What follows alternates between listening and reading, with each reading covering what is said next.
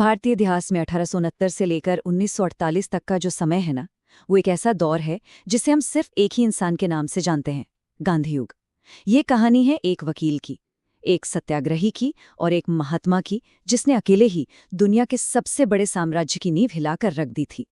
लेकिन सवाल ये उठता है कि आखिर कैसे एक अकेला इंसान, जो कभी ब्रिटिश न्याय व्यवस्था में पूरा यकीन रखता था, उसी साम्राज्य के लिए सबसे बड़ा खतरा बन गया। और मजे की बात यह है कि ये सफर भारत से नहीं बल्कि कहीं और से शुरू हुआ था। तो चलिए इस पूरी कहानी को समझने के लिए उनकी यात्रा को 5 हिस्सों में देखते हैं। सबसे पहले एक वकील का जन्म, फिर सत्याग्रह का भारतीय प्रयोग, उसके बाद राष्ट्रीय असहयोग का उदय, फिर नमक से करो या मरो तक का सफर, और आखिर में आज़ादी और उनकी विरासत।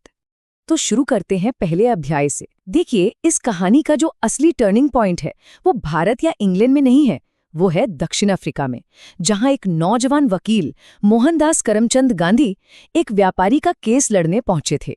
साल था 1893, एक ठंडी रात। सोचिए, एक युवा वकील जिसके पास फर्स्ट क्लास का टिकट है, उसे पीटर मैरिट्सबर्ग स्टेशन पर सिर्फ इसलिए धक्के मारकर ट्रेन से बाहर फेंक दिया जाता है क्योंकि उसकी चमड़ी का रंग अलग है। वो एक अपमान, बस वही एक अपमान, अन्याय के खिलाफ एक ऐसी लड़ाई की चिंगारी बन गया जिसने आगे चलकर पूरा इतिहास ही बदल दिया।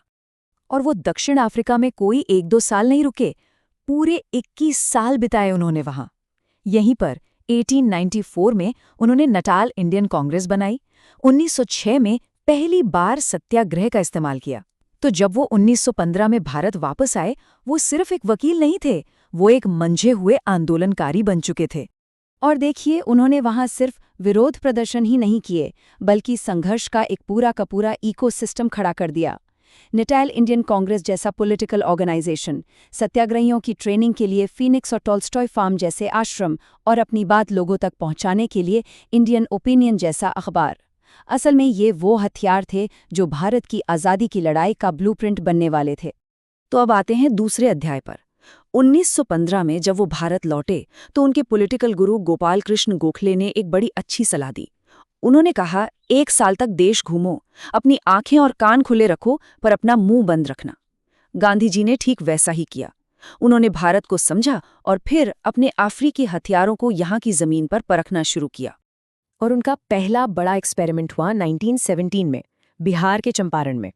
अब देखिए, वहां जाकर उन्होंने सिर्फ नारेबाजी या धरना नहीं किया, नहीं, राजकुमार शुक्ल नाम के किसान के बुलाने पर वो वहां पहुंचे और उन्होंने करीब 8,000 किसानों के बयान रिकॉर्ड किए, मतलब एक प्रॉपर लीगल केस तैयार किया। और केस इतना मजबूत था कि अंग्रेज सरकार को झुकना ही पड़ा और तिनकठिया सिस्टम को खत्म करना पड़ा। ये एक ऐसा मॉडल था जिसे अब पूरे देश में इस्तेमाल किया जा सकता था। चंपारण की इसी जबरदस्त कामयाबी के बाद रविंद्रनाथ टैगोर ने पहली बार उन्हें महात्मा यानी महान आत्मा कहकर पुकारा। और एक दिलचस्प किस्सा भी है, यहीं पर बत्तख मियाँ नाम के एक बावर्ची ने उन्हें जहर देकर मारने की एक साजिश से बचाया था। तो अब मोहनदास महात्मा गांधी बन चुके थे और ये फॉर्मूला वाकई काम कर रहा था।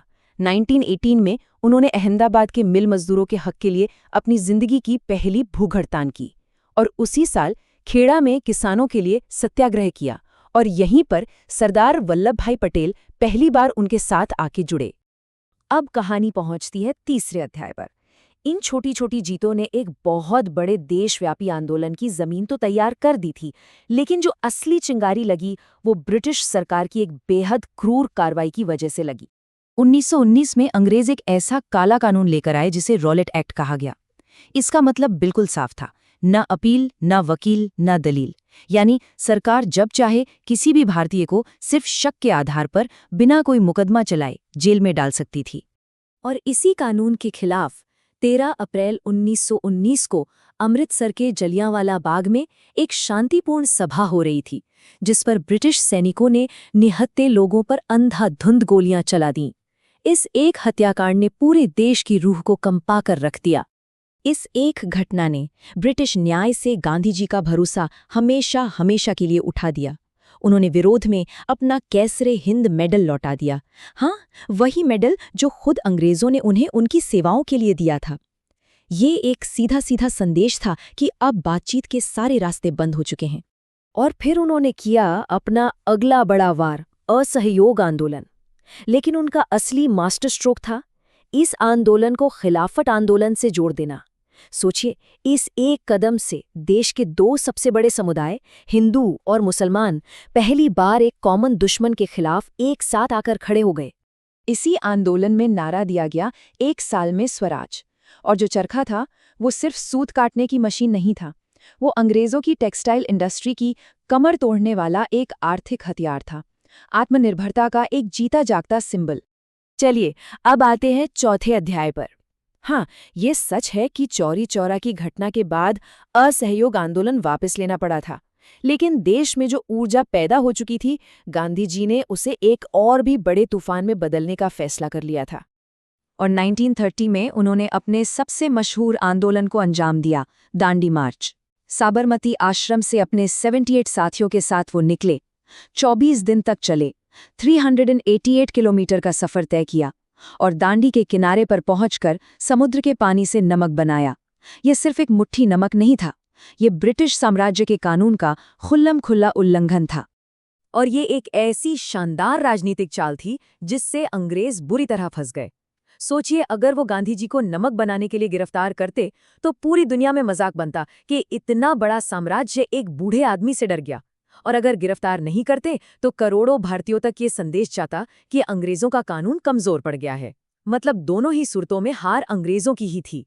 इस एक कदम ने दुनिया की नज़रों में भारत के स्वतंत्रता संग्राम को एक नैतिक जीत दिला दी थी। इसी मोमेंटम को आगे बढ़ाते हुए 1942 में जब दूसरा विश्व युद्ध चल रहा था, उन्होंने आज़ादी की आखिरी और निर्णायक लड़ाई का ऐलान कर दिया, भारत छोड़ो आंदोलन। और यहीं पर उन्होंने वो नारा दिया जिसने पूरे देश की नसों में जैसे आग भर दी, करो या मरो। और अब कहानी का आखिरी अध्याय, आज़ादी और विरासत। दशकों के लंबे संघर्ष और अनगिनत कुर्बानियों के बाद आखिरकार वो ऐतिहासिक दिन आ ही गया। लेकिन 15 अगस्त 1947 को जब दिल्ली में आज़ादी का जश्न मनाया जा रहा था, जब लाल किले पर तिरंगा फहरा रहा था, तब महात्मा गांधी दिल्ली में नहीं थे। वो कहाँ थे? वो बंगाल के नोआखली के दंगा पीड़ित गांवों में नंगे पैर घूम रहे थे और हिंदू मुस्लिम हिंसा की आग बुझाने की कोशिश कर रहे थे। और हाँ, उनके बौद्धिक हथियारों को भी नहीं भूलना चाहिए। यंग इंडिया, नवजीवन, हरिजन जैसे अखबारों और अपनी आत्मकथा सत्य के प्रयोग के जरिए उन्होंने सिर्फ लोगों की सोच को ही नहीं बदला, बल्कि ब्रिटिश प्रोपेगेंडा का भी मुंहतोड़ जवाब दिया। लेकिन आज़ादी की ये सुबह ज्यादा लंबी नहीं चली। 30 जनवरी 1948 को नाथूराम गोडसे ने गोली मारकर उनकी हत्या कर दी। उस दिन जवाहरलाल नेहरू ने कहा था, हमारे जीवन से रोशनी चली गई है। वो रोशनी भले ही चली गई हो, लेकिन उनका दिखाया रास्ता, उनका सत्याग्रह का तरीका आज भी दुनिया भर के आंदोलनों को राह दिखा रहा है।